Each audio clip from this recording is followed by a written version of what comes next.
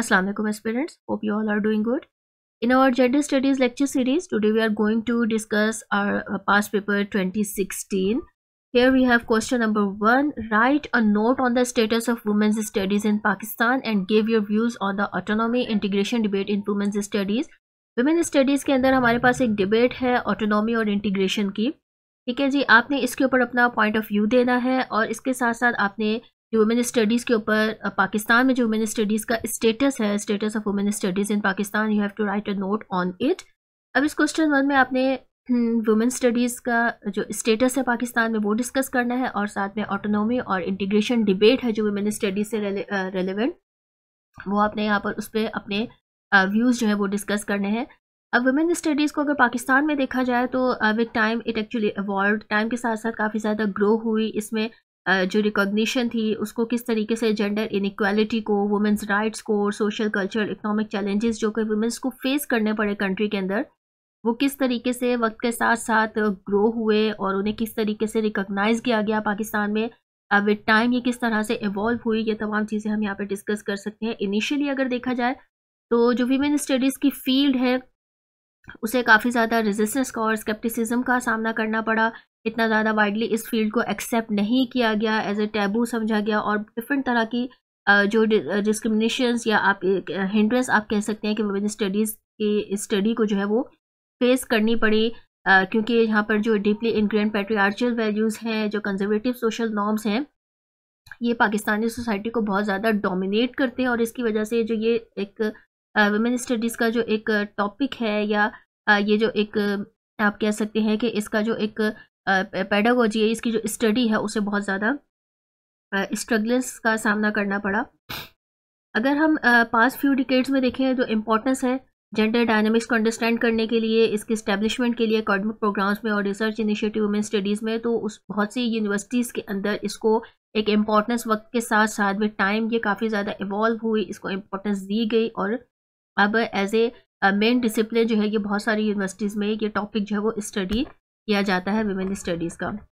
अगर हम हिस्ट्री और एवोल्यूशन की बात करें वुमेन स्टडीज़ की पाकिस्तान के अंदर, तो जो रूट्स है वुमेन स्टडीज़ की पाकिस्तान की वो ऑलमोस्ट 1980s से हम देखें तो ये स्टार्ट होती है और 1990s में जब यूनिवर्सिटीज़ जैसे कायद आज़म यूनिवर्सिटी है इस्लामाबाद में, पंजाब यूनिवर्सिटी लाहौर की यूनिवर्सिटी है, ठीक है जी, तो ये तमाम जो है वो जेंडर फोकस कोर्सेज़ को जो है अपने पास ना सिर्फ इन्होंने इंट्रोड्यूस करवाया है बल्कि बहुत अच्छे से वहाँ पे स्टडी हो रही है टॉपिक की. और स्टार्टिंग में ये एज ए सब फील्ड के तौर पे इसको लिया गया, सोशोलॉजी की या पॉलिटिकल साइंस की, सोशल वर्क्स की, लेकिन फिर आहिस्ता आहिस्ता इसको एक डिस्टिंक्ट एकेडमिक डिसिप्लिन के तौर पर भी इंक्लूड किया गया. अगर हम ये कहें कि इसकी जो एकेडमिक इंटरेस्ट है जेंडर रिलेटेड इशूज़ का और जो ज़्यादा ख़वातीन जो है वो हायर एजुकेशन की तरफ अब एंटर हो रही हैं, तालीम का एक लेवल जो है वो अप हुआ है, तो वुमेन स्टडीज़ का प्रोग्राम जो है वो भी एक मतलब कि वहाँ पे एक इंडिपेंडेंट डिपार्टमेंट्स के तौर पर अब ये अराइज़ हो रहा है और उससे मेन डिसिप्लिन के तौर पर जो है वो इस टॉपिक को वुमेन स्टडीज़ को जो है वो इस डिसिप्लिन को स्टडी किया जा रहा है. अगर डिफरेंट फैक्टर्स की बात की जाए यहाँ पर, several factors that actually contributed to the rise of women studies Pakistan, जिन फैक्टर्स ने इसमें कंट्रीब्यूट किया तो उसमें फेमिनिस्ट मूवमेंट्स और एक्टिविज़म है.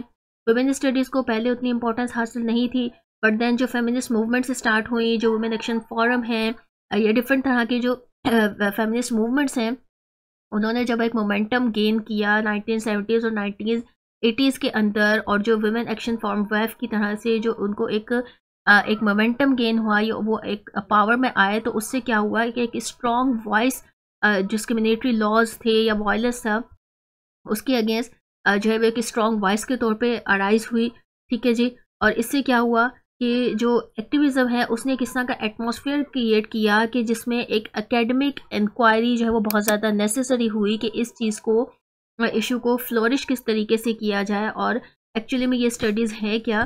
तो एक वुमेन मूवमेंट्स, फेमिनिस्ट मूवमेंट्स या एक्टिविज़म की अगर हम बात करें तो इन्होंने एक इम्पॉर्टेंट रोल प्ले किया, एक इम्पॉर्टेंट फैक्टर के तौर पे कंट्रीब्यूट किया, जिसकी वजह से जो वुमेन स्टडीज़ है पाकिस्तान के अंदर वो काफ़ी ज़्यादा राइज हुई. सेकंड फैक्टर अगर हम देखें तो यहाँ पे हमारे पास इंटरनेशनल इन्फ्लुएंस है. इंटरनेशनल इन्फ्लुएंस में जो डिफरेंट फेमिनिस्ट मूवमेंट्स थी 1960s और 1970s के अंदर, जिसमें इसके जो इंटरनेशनल कॉन्फ्रेंसेस हुई यूएन के अंदर और डिफरेंट वुमेंस कॉन्फ्रेंसेस वगैरह, तो उन्होंने हाईलाइट किया जेंडर इनइक्वालिटी को और वुमेन्स राइट्स के इश्यूज़ को। ठीक है जी, अब जब ये हाईलाइट हुए तो इससे हाईलाइट होने की वजह से इनका सॉल्वेशन क्या होनी चाहिए, इन प्रॉब्लम्स को रिजॉल्व कैसे करना है, तो इससे जो की रोल इन्होंने प्ले किया एक डिस्कोर्स के तौर पे पाकिस्तानी वुमेंस के लिए, और पाकिस्तानी स्कॉलर्स और एक्टिविस्ट जो हैं उन्होंने इंटरनेशनल मूवमेंट्स को जो है वो अपनी तरफ काफ़ी ज़्यादा मूव किया, और इनके थ्रू एक ऐसा फ्रेमवर्क क्रिएट हुआ कि ये एज एन एकेडमिक डिसिप्लिन जो है वो स्टडीज़ में शामिल हुआ। थर्ड इम्पॉर्टेंट फैक्टर हमारे पास जो है वो इंस्टीट्यूशनल सपोर्ट का है। विद टाइम जो यूनिवर्सिटीज़ हैं और एकेडमिक इंस्टीट्यूशंस हैं उन्होंने काफ़ी डिफरेंट डेडिकेटेड प्रोग्राम्स और डिग्रीज जो है वुमेन स्टडीज़ से रिलेटेड अपने इंटरडिसिप्लिनरी फील्ड्स के अंदर, जैसे सोशोलॉजी थी या एंथ्रोपोलॉजी थी, ह्यूमन स्टडीज़ वगैरह, लॉ, डेवलपमेंट स्टडीज़, इनके अंदर एज ए इंटरडिसिप्लिनरी फील्ड इन्होंने वुमेन स्टडीज़ को इंक्लूड किया। उसके बाद अगर देखा जाए तो जो फातिमा जिन्ना वुमेन यूनिवर्सिटी है, वुमेन स्टडीज़ डिपार्टमेंट है पंजाब यूनिवर्सिटी में, इसके साथ साथ कराची यूनिवर्सिटी में भी, तो ये एक कॉम्प्रिहेंसिव प्रोग्राम प्रोवाइड करते हैं वुमेन स्टडीज़ से अंडर ग्रेजुएट, ग्रेजुएट और डॉक्टोरल लेवल्स तक में, और एक इंस्टीट्यूशनल सपोर्ट भी इस प्रोग्राम को जो है वो हासिल हो चुकी है। अगर हम current status of women studies की बात करें, करंटली क्या स्टेटस है वुमेन स्टडीज़ का पाकिस्तान के अंदर, तो वुमेन स्टडीज़ का देखा जाए तो वो मिक्स्ड है।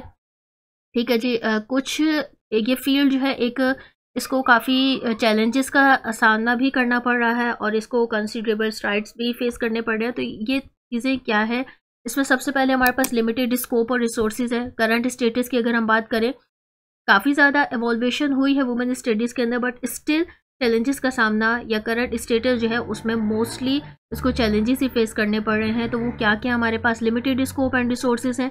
वुमेन स्टडीज़ प्रोग्राम्स जो हैं उन्हें स्टिल रिलेटिवली लिमिटेड नंबर है, बहुत कम प्रोग्राम्स हैं, इतने ज़्यादा वाइड रेंज में मौजूद नहीं है।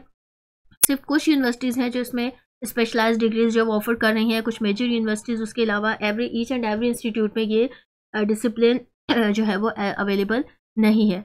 अगर करिकुलर देखा जाए तो जो फुल रेंज है जेंडर रिलेटेड इश्यूज़ की, जेंडर रिलेटेड इश्यूज़ में सिर्फ मेल या फीमेल मौजूद नहीं है, बल्कि इसके अंदर ऑल जेंडर रिलेटेड इश्यूज़ हैं। उनके उनके एरियाज़ ऑफ स्टडीज़ जो है वो बहुत वाइड हैं, लेकिन ये इनका जो करिकुलम है वो अभी भी एक वाइड रेंज या full range gender related issues की कवर नहीं कर पा रहा है, जिसकी वजह से हम ये कह सकते हैं कि अभी भी इसका लिमिटेड स्कोप जो है बहुत लिमिटेड है और रिसोर्सेज भी जो है वो इसके लिमिटेड हैं। अब इससे क्या हो रहा है कि लिमिटेड रेंज होने की वजह से इसका जो स्कोप ऑफ रिसर्च है, रिसोर्सेज हैं, वो अभी तक इतने प्रॉपरली ग्रो नहीं हुआ and they are actually still in growing phase.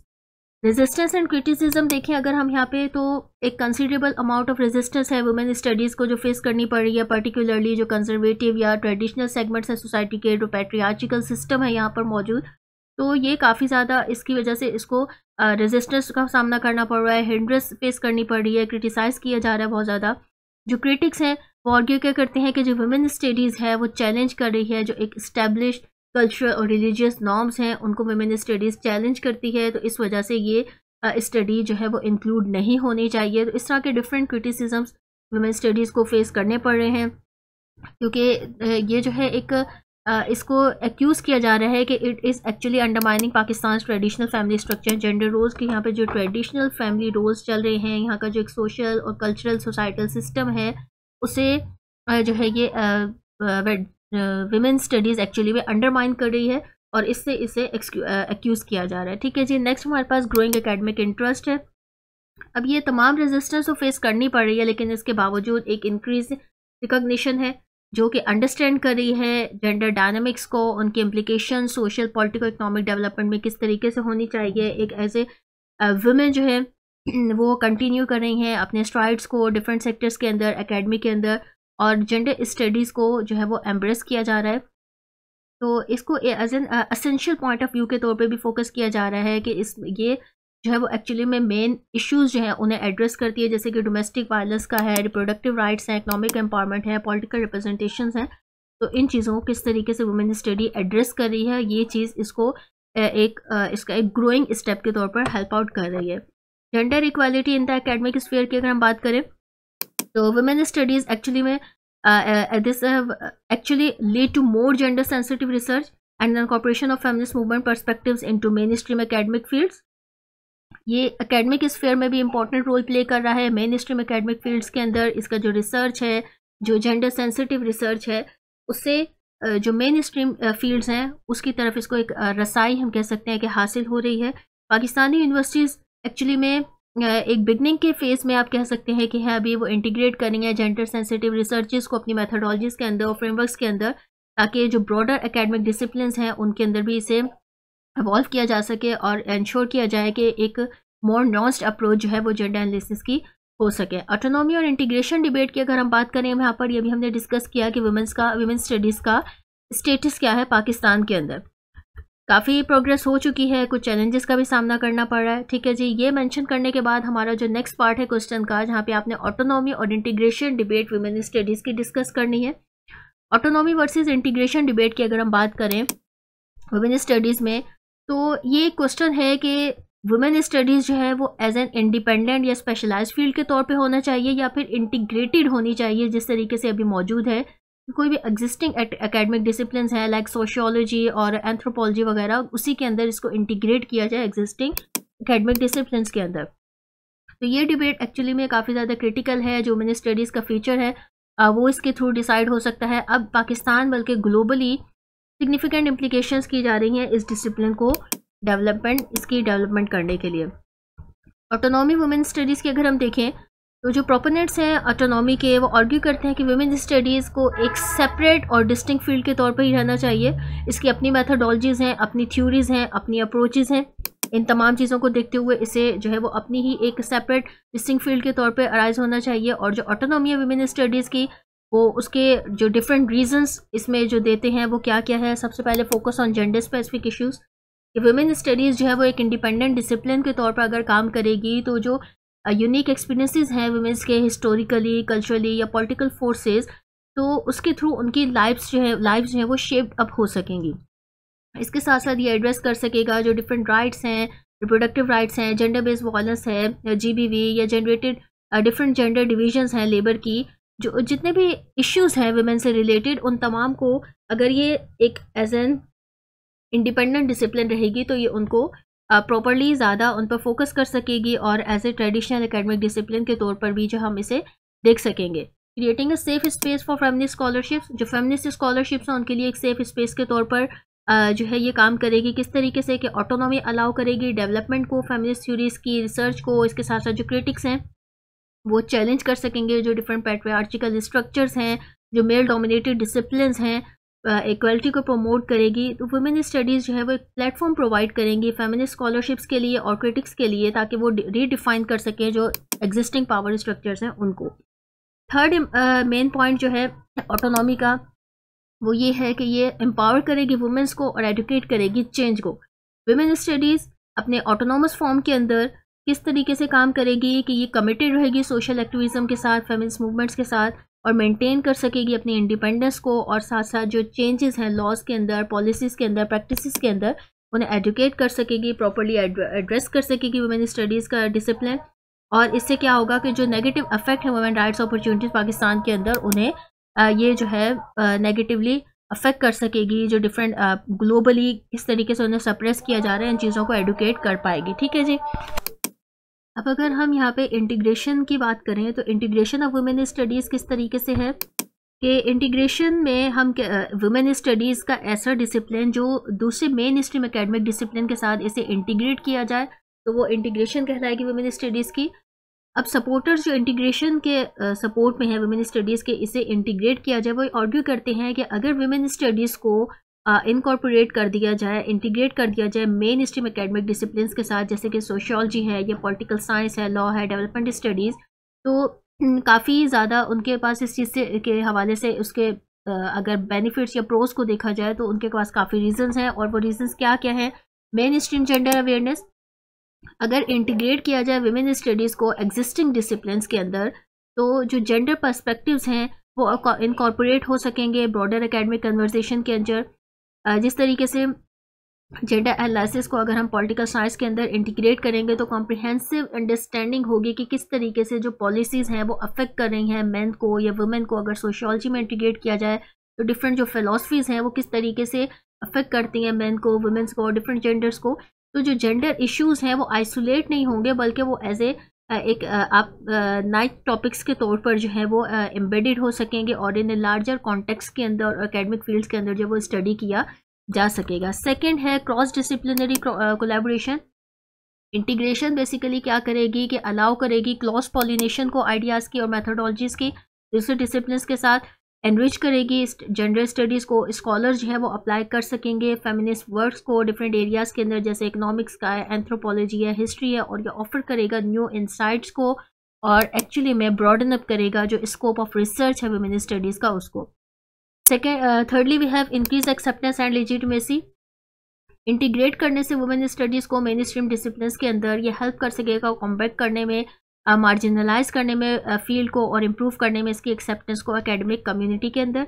इसके साथ साथ ये अलाउज करेगा वाइडर ऑडियंस को जिसमें मेल स्टूडेंट्स हैं या स्कॉलर्स हैं और वो इंगेज हो सकेंगे जेंडर इश्यूज़ के साथ, जो डिफरेंट रेलेवेंस हैं उसे रिकॉग्नाइज कर सकेंगे। इसके साथ साथ डिफरेंट डोमेन्स ऑफ नॉलेज हैं वो भी इनसे उनसे भी यहाँ पे अवेयर हो सकेंगे। ठीक है जी। अब जो हमने अपने व्यूज़ देने हैं इसमें इंटीग्रेशन और ऑटोनॉमिक डिबेट के अंदर कि आपको क्या बेटर लग रहा है, तो ऑटोनॉमी इंटीग्रेशन दोनों के अपने मेरिट्स भी आपको यहाँ नज़र आएंगे। ठीक है जी, जो कि इस डिबेट के अंदर आंसर अब किए गए हैं, लेकिन म्यूचुअली एक्सक्लूसिव नहीं देखा जा सकता है। अगर हमारे पॉइंट ऑफ व्यू से देखा जाए, आप मेरा पॉइंट ऑफ व्यू यहाँ पे अपना पॉइंट ऑफ व्यू डिस्कस करना है। अगर आप इसको ये चाह रहे हैं कि वुमेन स्टडीज़ जो है उसे एक सर्टेन डिग्री ऑफ ऑटोनॉमी के अंदर रहना चाहिए पर्टिकुलरली, ताकि एक फेमिनिस्ट फ्रेमवर्क डेवलप हो सके और स्पेशलाइज्ड रिसर्च जो है वो हो सके, तो ये यूनिकली अफेक्ट करेगा वुमेन को। किस तरीके से जो ऑटोनॉमी है वो असेंशियल है एक स्पेस क्रिएट करने के लिए जहाँ पे वुमेन वॉइसेस जो है वो भी उन्हें भी सुना जा सके, इसके साथ साथ जो यूनिक एक्सपीरियंसेस हैं वो भी एनालाइज हो सके। अब अगर इंटीग्रेशन किया जाएगा मेन स्ट्रीम एकेडमिक के साथ, उसकी भी काफ़ी सिग्निफिकेंट वैल्यू है, इनकॉर्पोरेट किया जा सकेगा जेंडर एनालिसिस के साथ, डिफरेंट सब्जेक्ट्स के साथ, जैसे लॉज है, इकोनॉमिक्स है, पॉलिटिकल साइंस है, इन स्टडीज़ के साथ। तो ये फोस्टर करेगा जो हॉलिस्टिक अंडरस्टैंडिंग है कि जेंडर जो है उसका किस तरीके से वो दूसरे सोसाइटल इश्यूज़ या नॉर्म्स के साथ जो है वो इंटरसेक्ट कर रहा है, प्रोमोट किस तरीके से कर रहा है सोसाइटल चेंजेस को। तो अल्टीमेटली अगर देखा जाए तो ड्यूअल अप्रोच है ये, जहाँ पे वुमेन स्टडीज़ को इंडिपेंडेंट डिसिप्लिन के तौर पर भी एग्जिस्ट अप किया जा सकता है और इसके साथ काफ़ी ज़्यादा इसका इन्फ्लुएंस रहेगा, एनरिच करेगा ये एकेडमिक फील्ड्स को। लेकिन इसके साथ साथ जो इसको अगर इंटीग्रेट किया जाए तो ये फेमिनिस्ट और जेंडर पर्सपेक्टिव्स के तौर पर भी अच्छे से इमर्ज हो सकता है। अगर ये अप्रोच हम देखें तो ये एक्चुअली में इंश्योर करेगी स्टडी ऑफ जेंडर को दोनों स्पेशलाइज्ड और मेन स्ट्रीम में, और अलाउ करेगी बहुत ज़्यादा इंक्लूसिव और नुआंस्ड अंडरस्टैंडिंग को जेंडर इनइक्वालिटी की और सोशल जस्टिस की। ठीक है जी, यहाँ पे हमारा क्वेश्चन कंप्लीट हो रहा है। Now we have question number 2. In question number 2 we have to discuss what are the sides and forms of violence against women in Pakistan and how in your view this menace can be eliminated from our society. जो different sides हैं, अगर हम कह रहे हैं violence against women, तो इसकी different sides या डिफरेंट फॉर्म्स क्या क्या है, किस तरीके का वायलेंस है जो कि पाकिस्तान में वुमेन्स के अगेंस्ट हो सकता है या हो रहा है। ठीक है जी, और आपके पॉइंट ऑफ व्यू में ये जो मेनेस है ये एक नाकाबिले एक मीन्स कि जिसको एक्सेप्ट इजीली नहीं किया जा सकता, ये इस तरह का ये अमल किस तरीके से एलिमिनेट किया जा सकता है सोसाइटी के अंदर से। ठीक है जी, ये जी sides and forms of violence against women in Pakistan. तो वायलेंस अगेंस्ट वुमेन जो है वो एक सिग्निफिकेंट इशू है पाकिस्तान के अंदर, अफेक्ट करता है वुमेन्स को डिफरेंट रीजन्स के अंदर, कम्युनिटीज़ के अंदर, सोशो इकोनॉमिक बैकग्राउंड्स में डिफरेंट वुमेन्स जो है वो इस चीज़ का शिकार होती है। जो वायलेंस है डिफरेंट फॉर्म्स इसकी हो सकती हैं, फिजिकल अब्यूज़ भी है, इकोनॉमिक डेप्रिवेशन भी है, इसके साथ साथ डिफरेंट कॉन्टेक्स्ट हैं जो हम यहाँ पे पब्लिक और प्राइवेट जो हम यहाँ पे डिस्कस करेंगे। कुछ जो मोस्ट प्रिवेलेंट फॉर्म्स हैं वायलेंस की वुमेन इन पाकिस्तान कौन कौन सी हैं, उसमें सबसे पहले हमारे पास डोमेस्टिक वायलेंस है। Domestic violence one of the most wide spread forms of violence. It includes physical, emotional and psychological abuse. तीनों तरह के अब्यूज़ इसमें होता है बाय इंटीमेट पार्टनर्स, उनके स्पाउसेज या कोई भी फैमिली मेम्बर्स। वुमेन्स जो है उसमें ऑफन सब्जेक्टेड टू बीटिंग्स, इनमें फिजिकल वायलेंस होता है, उन्हें मारा जाता है, या वर्बल अब्यूज़, उनके लिए बैड वर्ड्स या बैड लैंग्वेज यूज़ की जाती हैं। इसके साथ साथ इवन किलिंग हो जाती है in the name of honour या because of dowry related conflict. इस टाइप के इश्यूज़ जो हैं वो डोमेस्टिक वायलेंस में आ जाते हैं। अब ये वायलेंस टिपिकली हैपन होता है बिहाइंड क्लोज डोर्स के बाहर, उनके नेबर्स में या इवन उनके क्लोज फैमिली रिलेटिव को भी इस बारे में जो है कुछ इन्फॉर्मेशन नहीं होती, और this typically happen actually behind the close doors. और इसकी वजह से क्या होता है, ये वुमेन के लिए बहुत ज़्यादा डिफ़िकल्ट हो जाता है इस चीज़ को रिपोर्ट करना और इस सिचुएशन से एस्केप करना, कि वो काफ़ी ज़्यादा प्रेशर का या दबाव का शिकार हो जाती है कि वो इस चीज़ को कंप्लेन किस तरह से करे, या फिर अपने ही फैमिली मेम्बर्स के अगेंस्ट किस तरीके से कोई रिपोर्ट जो है, कोई कंप्लेन किस तरह जो है वो फाइल करवाए। ऑनर किलिंग्स हैं।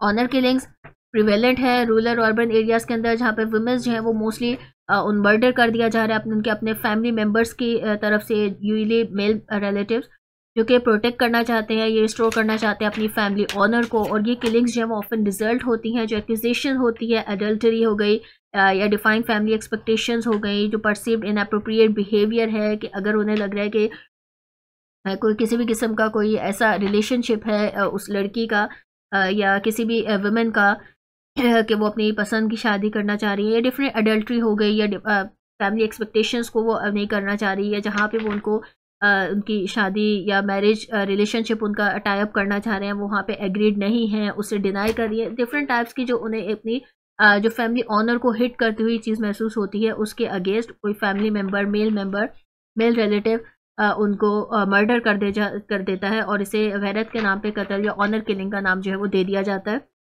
ये जो है वो एक्चुअली में ऑनर किलिंग रिफ्लेक्ट करती है डीप रूटेड पैट्रियार्चियल बिलीफ्स को, जो कि प्रायोरिटाइज करते हैं फैमिली रेपुटेशन को लाइफ और वेलबींग ऑफ वुमेन के ऊपर। ठीक है जी, नेक्स्ट है हमारे पास यहाँ पे acid attacks.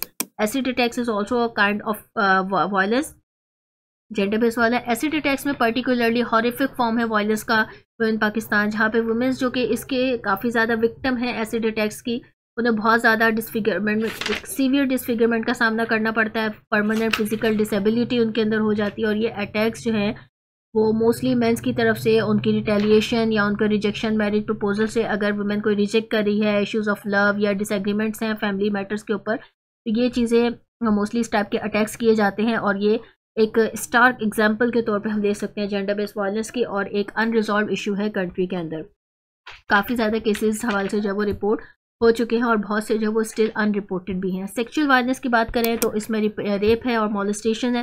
Sexual violence against women जिसमें इंक्लूडिंग रेप है, गैंग रेप है, मॉलेस्टेशन है, हैरास करना है, तो ये तमाम के तमाम जो है वो काफ़ी ज़्यादा सीरियस इशूज़ है पाकिस्तान के अंदर। जो विक्टिम्स हैं, वर्स्ट थिंग इज दिस कि जो विक्टिम्स हैं सेक्सुअल बेस अगर वायलेंस को देखा जाए तो ये इस तरह के केसेस हैं कि इसमें मोस्टली एक जो स्टिग्मा है ब्लेम का, इससे क्या होता है कि मोस्टली जो विक्टिम है वो most of the time silent रहते हैं, अब because of fear of shame और ये रिटेलिएशन की वजह से कि जो विक्टिम है उसी को ही ब्लेम किया जाएगा।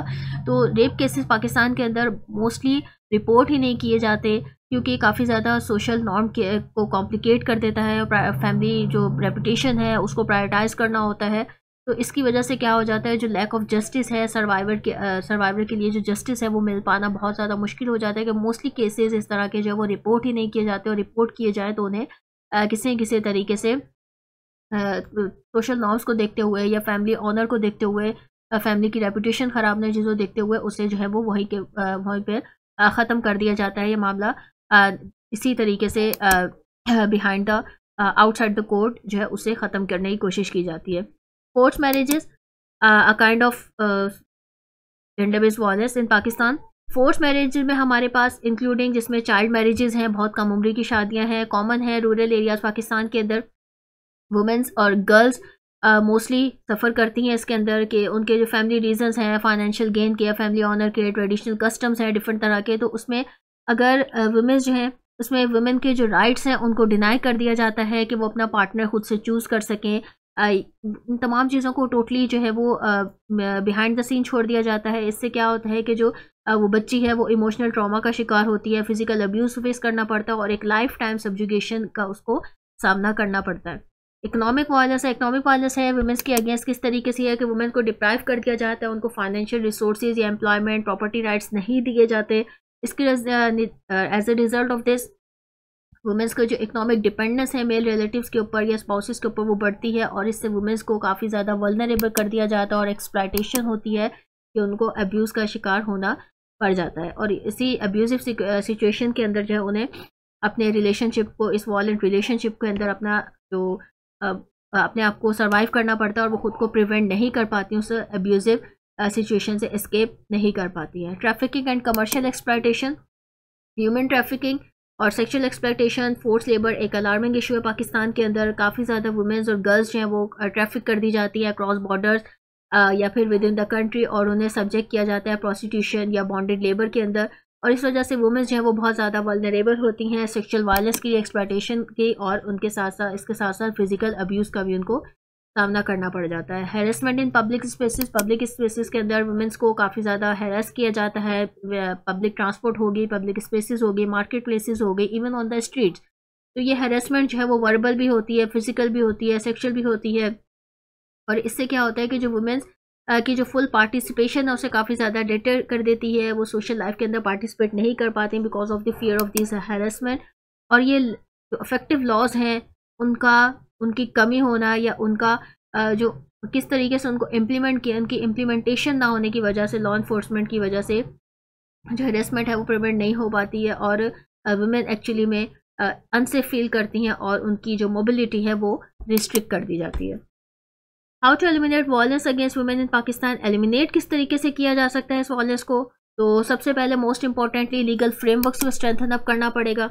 इसमें जो लीगल जो इन्फोर्समेंट है लॉज की, डोमेस्टिक वायलेंस के against, honour killings, acid attacks और रेप के अगेंस्ट, उसे इन्फोर्स करना ज़रूरी है। लीगल रिफॉर्म्स इस तरीके से बनाए जाएं जो गारंटी करें कि वुमेन राइट कि उनकी अपनी प्रॉपर्टी को किस तरीके से ओन कर सकती हैं, उनकी फाइनेंशियल रिसोर्सेज कैसे ओन कर सकती हैं, जस्टिस उन्हें किस तरह से मिल कर सकता है। तो ये तमाम चीज़ें जो है बहुत इंपॉर्टेंट हैं। अगर स्ट्रॉन्गर लॉज बनाए जाएँ, उनकी इम्प्लीमेंटेशन की जाए अगेंस्ट सेक्सुअल हैरेसमेंट के, और जो स्ट्रिंजेंट पनिशमेंट्स हैं ऑफेंडर्स को वो दी जाए, तो ये काफ़ी ज़्यादा वुमेंस को इन वायलेंस के अगेंस्ट जो वो सपोर्ट कर सकती हैं।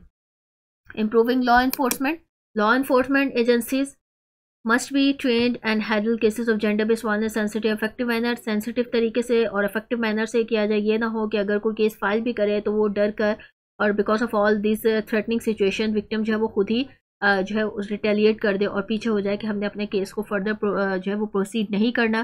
तो जो लॉ इन्फोर्समेंट है वो मस्ट बी ट्रेंड होनी चाहिए जेंडर के, इस वायलेंस को उन्होंने किस तरीके से एक सेंसिटिव वे में हैंडल करना है।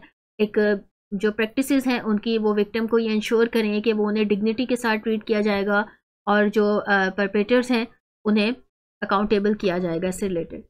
Increasing public awareness and education, public awareness और एजुकेशन इंक्रीज अप होनी चाहिए।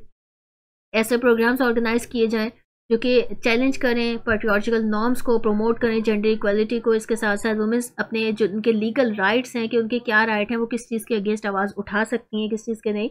तो इस बारे में वुमेन्स जब अवेयर होंगी तो ऑब्वियसली वो अपने ऊपर होने वाले जुल्म ज़्यादती के खिलाफ आवाज़ भी उठाएंगी। तो ये कैंपेन्स जो बहुत ज़्यादा ज़रूरी हैं एजुकेट करने के लिए कि वायलेंस के कॉन्सिक्वेंसेस क्या हो सकते हैं और इम्पॉर्टेंस क्या है नॉन वायलेंस की रिलेशनशिप के अंदर। एक नॉन वायलेंट रिलेशनशिप कितना ज़्यादा इम्पॉर्टेंट है।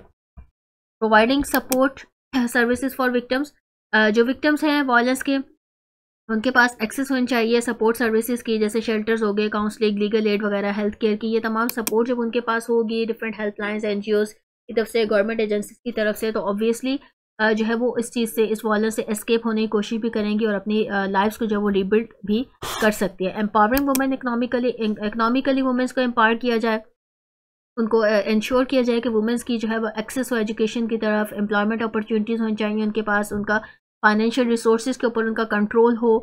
जो वुमेन है अपनी डिपेंडेंसी को रिड्यूस करें अब्यूजिव पार्टनर्स के ऊपर या फैमिली मेम्बर्स के ऊपर। इस तरह के प्रोग्राम्स जो वुमेन की स्किल्स डेवलपमेंट को प्रमोट करें, उनके जो एक्सेस है एंटरप्रेन्योर अपॉर्चुनिटीज़ की तरफ, ये चीज़ें तमाम जो है वो बहुत ज़्यादा इंपॉर्टेंट है वुमेन को एम्पावर करने के लिए। Promoting gender equality in society, gender equality को सोसाइटी के अंदर प्रमोट किया जा सके। जो हार्मफुल ट्रेडिशनल कॉन्डोम वायलेंस है, मेंस की इन्वॉल्वमेंट है जेंडर इक्वलिटी के ऊपर, ये तमाम चीज़ें काफ़ी ज़्यादा क्रूशियल हैं कि एक चेंज को एंटरटेन किया जा सके कि जेंडर रोल्स और पावर डायनामिक्स किस तरीके से मूव आउट करने। Stronger implementation of existing laws, जो एग्जिस्टिंग लॉज हैं वो किस तरीके से इम्प्लीमेंट करने हैं। जो स्पेशल कोर्ट्स हैं वो जेंडर बेस्ड वायलेंस केसेस को किस तरीके से एक्सपीडाइट कर रहे हैं और जो प्रोसेस है जस्टिस इंश्योर करने का विक्टिम्स के लिए वो कैसे आगे उसका फॉलोअप जा रहा है। ठीक है जी। अब क्वेश्चन नंबर 4 हमारे पास यहाँ पर है, what are the pros and cons of gender quotas in politics, give your views in impact of gender quotas in politics in Pakistan. अब पाकिस्तानी पॉलिटिक्स के अंदर भी जो है वो वुमेन्स ने काफ़ी स्टेप इन किया हुआ है तो इसके प्रोज या कॉन्स क्या हो सकते हैं जेंडर पॉलिटिक्स के अंदर, इसका क्या बेनिफिट हैं, क्या पॉजिटिव पॉइंट्स हैं, क्या नेगेटिव पॉइंट्स हैं, वो यहाँ पे हमने डिस्कस करने हैं। इसके साथ साथ आपके अपना क्या पॉइंट ऑफ व्यू है gender quotas politics in Pakistan के अंदर जेंडर कोटा से रिलेटेड, वो हम यहाँ पे डिस्कस करेंगे। Pros of gender quotas in politics, pros को हम यहाँ पे डिस्कस करें तो यहाँ पर हमारे पास जेंडर कोटास के फर्स्ट है we have increase female representation. Female representation अगर इंक्रीज कर दी जाए जेंडर कोटा में पॉलिटिक्स के अंदर, तो वो किस तरीके से अफेक्ट करेगी, जेंडर कोटास एक्चुअली में इंश्योर करेंगे कि वुमेन बेटर रिप्रेजेंट कर सकेंगी पॉलिटिकल बॉडीज़ को, जो कि क्रूशियल हैं प्रमोट करने के लिए जेंडर इक्वालिटी के। यहाँ पर भी अगर वुमेन्स मौजूद है means there is equality in our politics, और ये चीज़ इसको काफ़ी ज़्यादा प्रमोट करने में हेल्प आउट करेगी। जो सर्टेन परसेंटेज रिजर्व की जाए वुमेंस के लिए, कुछ सीट्स को मखसूस कर दिया जाए, जो वुमेन कोटा है उसे इंक्रीज़ किया जाए, जो नंबर ऑफ़ फीमेल्स हैं लॉ मेकर्स उनको इंक्रीज़ किया जाए, तो ये वुमेंस की जो वॉइस है, उनके जो पॉइंट ऑफ व्यूज़ हैं, उनका जो एक कंट्री की पॉलिटिक्स या पॉलिसीज़ के अंदर किस तरीके से उनको शेप आउट करना है, उसमें इन्वॉल्वमेंट जो है वो बढ़ेगी और ये अफेक्ट करेगी उनकी वुमेंस की लाइफ्स को in a positive way.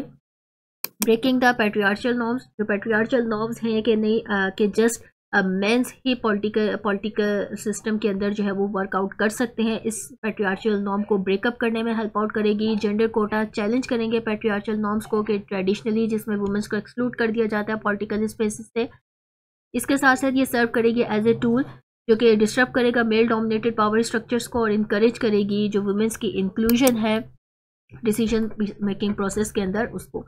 Promoting women issues, जो वुमेन इश्यूज़ हैं उन्हें प्रोमोट करने में हेल्प करेगी, जैसे कि डोमेस्टिक वायलेंस हो गया, एजुकेशन हो गया, रिप्रोडक्टिव राइट्स हैं। इसके साथ साथ जो प्रायोरिटाइज करना या एड्रेस करना है लेजिस्लेशंस को, तो फीमेल लॉ मेकर्स ऑब्वियसली जो यूनिक पर्सपेक्टिव्स हैं, जो कि ऐसी पॉलिसी जो कि वुमेंस के बेनिफिट के लिए हैं, जिसके थ्रू वुमेंस को मार्जिनलाइज नहीं किया जाएगा, डिफरेंट ग्रुप ऑफ सोसाइटी के अंदर मार्जिनलाइज नहीं होंगी, उन्हें हिंड्रेंस का या लैग बिहाइंड नहीं किया जाएगा।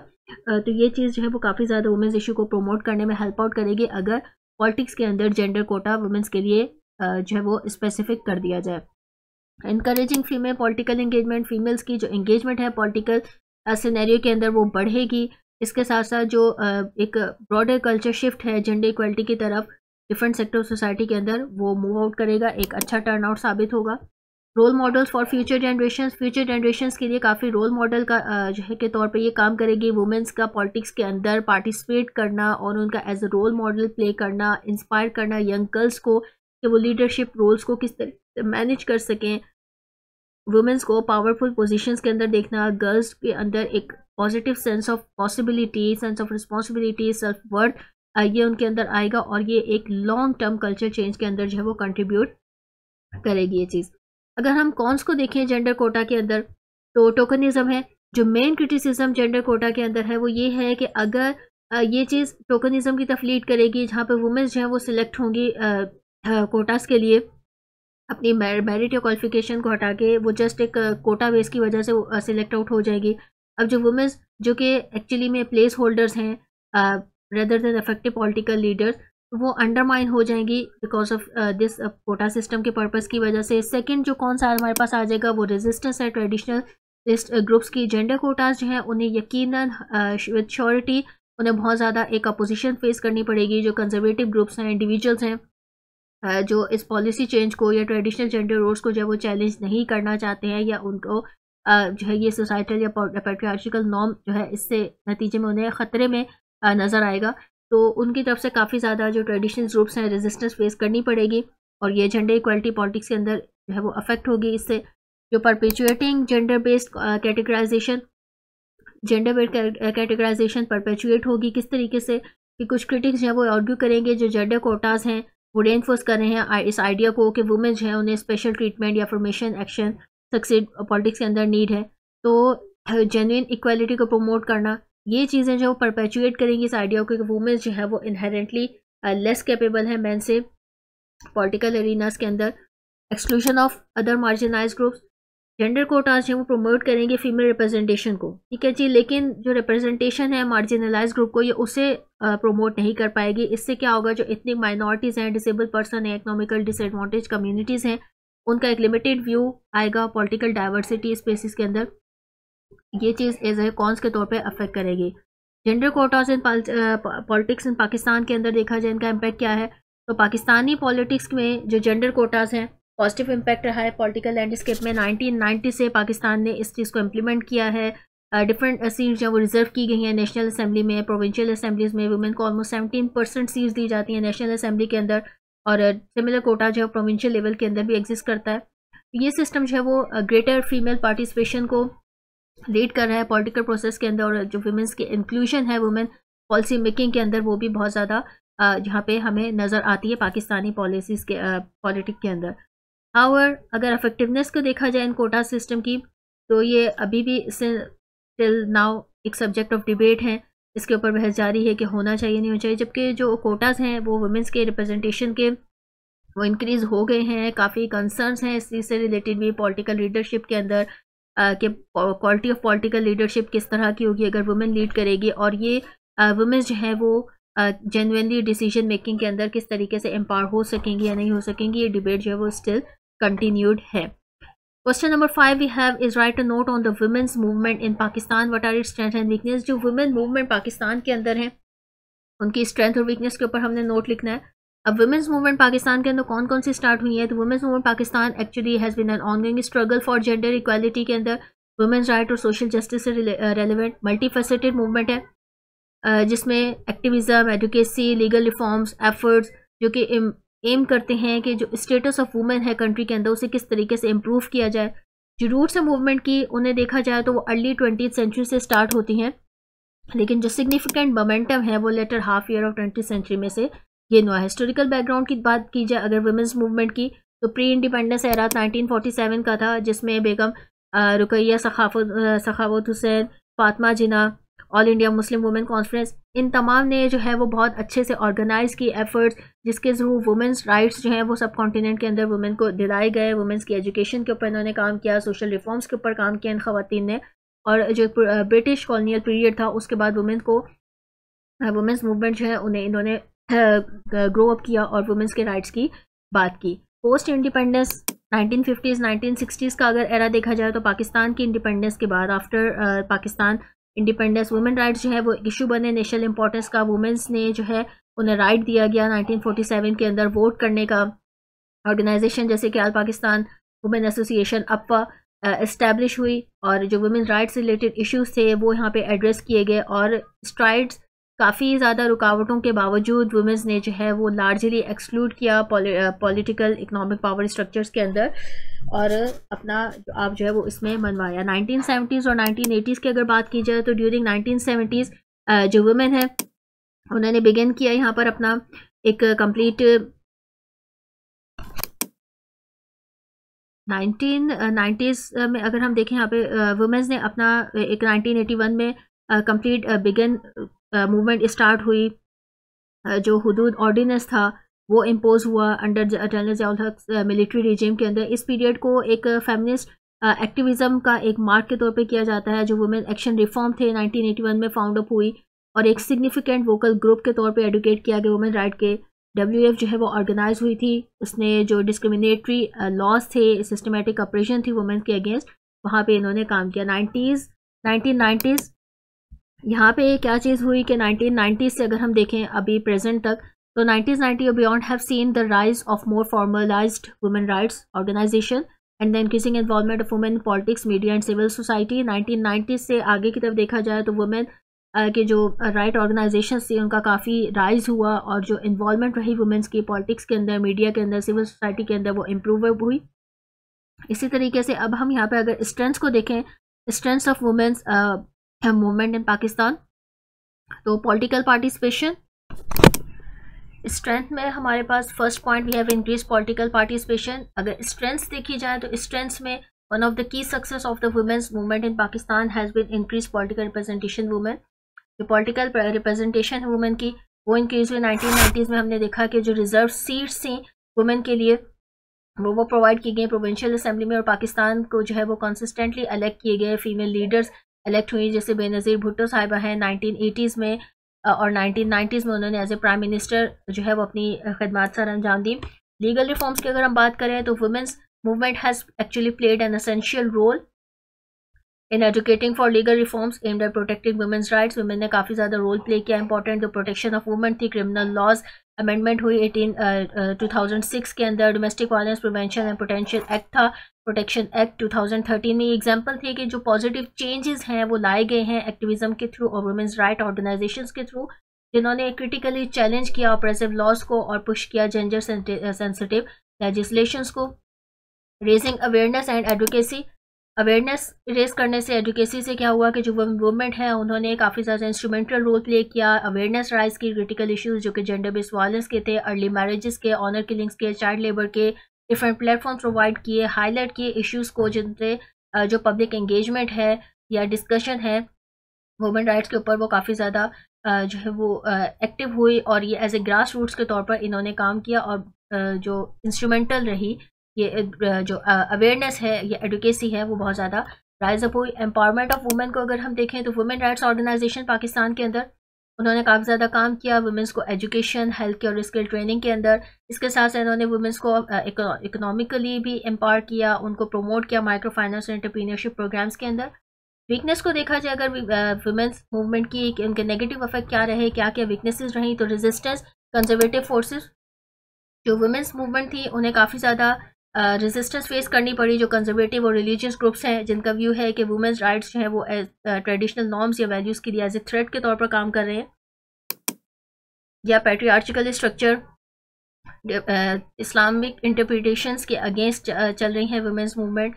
तो ये तमाम चीज़ें जो इसके प्रोग्रेसिव लॉ थे या उसकी जो फुल एक्सेप्टेंस है उसको इन्होंने बहुत ज़्यादा डिफ़िकल्ट बनाया। Fragmentation with in the movement, इस मूवमेंट के अगर फ्रेगमेंटेशन की बात की जाए तो वुमेन्स मूवमेंट सक्सेसफुल रही अवेयरनेस राइज करने में, लेकिन इसके साथ साथ उन्हें इंटरनल डिविजन्स का भी सामना करना पड़ा, क्योंकि जो यूनिटी अर्बन और रूरल फैमिलीज़ की अगर देखी जाए, सेक्युलर और रिलीजियस वुमेन ऑर्गेनाइजेशंस की या फिर मिडिल क्लास और वर्किंग क्लास की वुमेन्स मूवमेंट्स की, तो इन चीज़ों ने फ्रेगमेंट क्रिएट किया और जो इफेक्टिवनेस है उसको इस वजह से काफ़ी ज़्यादा लिमिटेशन का सामना करना पड़ा। Limited impact in rural areas के अंदर जो है वो एक जो इम्पैक्ट अगर हम कहें वुमेन्स मूवमेंट का बहुत कम रहा, क्योंकि वहाँ पे वुमेन्स को काफ़ी ज़्यादा वायलेंस का सामना करना पड़ा है, लिटरेसी है वहाँ पे, इकोनॉमिक इनइक्वालिटी है। तो ये चीज़ें जो है वुमेन्स को जो हार्मफुल प्रैक्टिसेस हैं, फोर्स मैरिजेस, ऑनर किलिंग्स वगैरह की, ये चीज़ें उनको जो लीगल प्रोटेक्शन है, सपोर्ट है, उसकी तरफ ज़्यादा मूव करने नहीं देती और इसकी वजह से जो वुमेन्स मूवमेंट है वहाँ पर ज़्यादा अपना काम नहीं कर पाई। लैक ऑफ रिसोर्सेज की अगर बात की जाए इंस्टीट्यूशनल सपोर्ट की, तो because of lack of sources government या इंटरनेशनल फंडिंग जो है वो मिल तो, लेकिन उसके बावजूद काफ़ी लिमिटेड रिसोर्सेज चैलेंजेस फेस करने पड़े। तो ये चीज़ें जो है लीगल रिफॉर्म्स के बावजूद जो इन्फोर्समेंट लॉ की रही वो काफ़ी वीक रही और वुमेन्स जिन्हें वायलेंस एक्सपीरियंस फेस करना पड़ा डिस्क्रिमिनेशन को सपोर्ट की वजह से जस्टिस करने के लिए, ये तमाम चीज़ें एक्चुअली में जो सपोर्ट की कमी की वजह से जो इन ऑर्गेनाइजेशंस को कुछ चैलेंजेस का सामना फेस करना पड़ रहा है, तो वो एक्चुअली में इस चीज़ को बहुत ज़्यादा अफेक्ट करते हैं। क्वेश्चन नंबर 6 में अब हम आ जाएंगे। तो क्वेश्चन 6 में आपने क्या डिस्कस करना है, what are the theories of social construction of gender. Social construction of gender की कुछ थ्योरीज हमारे पास, उन्हें हमने यहाँ पर डिस्कस करना है। तो social construction of gender actually में क्या सजेस्ट करता है, जेंडर आइडेंटिटी को और रोल्स को, जो कि इनेट या बायोलॉजिकली नहीं है, डिटरमाइंड नहीं है, बल्कि क्रिएट और मेंटेन किए जाते हैं सोशलाइजेशन, कल्चर नॉर्म्स और इंस्टीट्यूशनल प्रैक्टिसेस से। काफ़ी सारी की थ्योरीज हैं जो एक्सप्लोर करती हैं इस कंसेप्ट को। Symbolic interactionism, this theory actually develop by George Herbert Mead and Herbert Blumer. इन दोनों अब ये आर्ग्यू क्या करते हैं कि जेंडर जो है वो कंस्ट्रक्टेड है डेली इंटरेक्शंस के थ्रू, दूसरों के साथ जो इंटरेक्शन होता है उससे जेंडर जो है वो कंस्ट्रक्ट होता है। ये क्या सजेस्ट करते हैं कि एक इंडिविजुअल लर्न करता है या परफॉर्म करता है अपने जेंडर रोल्स को, इंटरप्रेट करता है और रिस्पॉन्ड जो सोशल क्योज होते हैं उनके रिस्पॉन्ड में। जेंडर एक ऐसी चीज़ नहीं है जो कि इनहेरेंट है, बल्कि ये ऐसी चीज़ है जो कि शेप अप होती है उसके सोशल इंटरेक्शंस को देखते हुए। सोशल लर्निंग थ्योरी की बात की जाए तो ये प्रपोज की थी एल्बर्ट बैंड्रा ने। अब इनके मुताबिक ये थ्योरी क्या आर्ग्यू करती है कि जेंडर रोल्स जो है वो एक्चुअली में लर्न है ऑब्जर्वेशन, इमिटेशन और रेनफोर्समेंट के थ्रू। एक बच्चा जो है वो ऑब्जर्व करता है बिहेवियर्स को दूसरों के, पर्टिकुलरली उसके फैमिली मेम्बर्स हो गए या जो भी उसके सीनियर्स हैं, जो उसके जान पहचान में हैं, जो उसके रिश्तेदार हैं, जो उसके अजीज़ व अकारिब मौजूद हैं, उसके पास जो लोग मौजूद हैं, और फिर वहाँ से वो लर्न करता है जो कि एक्चुअली में अप्रोप्रिएट कंसीडर करता है अपने जेंडर के लिए। पॉजिटिव रेनफोर्समेंट जेंडर बिहेवियर्स की इनकरेज करती है, परपेचुएशन इन रोल्स की। थर्ड हमारे पास जो है वो स्ट्रक्चरल फंक्शनलिज्म है। ये थ्योरी एसोसिएट करती है, किसने एसोसिएट की थी? टेलकर पार्सन्स ने। और ये क्या सजेस्ट कर रहे हैं कि जो जेंडर रोल्स हैं वो असेंशियल है मेंटेन करने के लिए स्टेबिलिटी को सोसाइटी के अंदर। और इस व्यू के अकॉर्डिंग जो ट्रेडिशनल जेंडर रोल्स हैं, जैसे कि वुमेन का एज ए केयर गिवर्स है, मैन एज ब्रेड विनर्स, ये कंट्रीब्यूट करते हैं फंक्शनिंग ऑफ द फैमिली और सोसाइटी में। तो ये थ्योरी जो है एक्चुअली में सोशल डिवीजन इसका व्यू है, और लेबर बेस्ड जो कि जेंडर है और नेचुरल नेसेसरी है सोसाइटल ऑर्डर के लिए। फेमिनिस्ट थ्योरीज हैं हमारे पास। फेमिनिस्ट थ्योरीज क्या कहती हैं कि फेमिनिस्ट थ्योरीज चैलेंज करती हैं सोशल कंस्ट्रक्शन को, जेंडर को, कि जो जेंडर इनइक्वालिटी है उसे एग्जामाइन करती हैं और कंस्ट्रक्ट करती हैं कि मेन इसे किस तरीके से मेंटेन करना है पैट्रियार्चल स्ट्रक्चर्स के थ्रू।